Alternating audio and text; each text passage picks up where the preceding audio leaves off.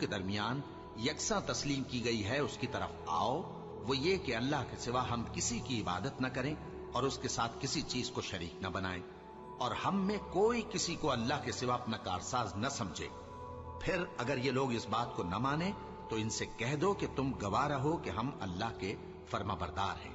ऐ अहले किताब, तुम इब्राहिम के बारे में क्यों झगड़ते हो? हालांकि तौरात और इंजील उनके बाद उतरी हैं और वो पहले हो चुके, तो क्या तुम अक्ल नहीं रखते?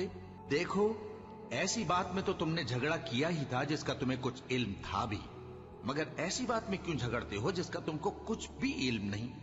और अल्लाह जानता है और तुम नहीं जानते।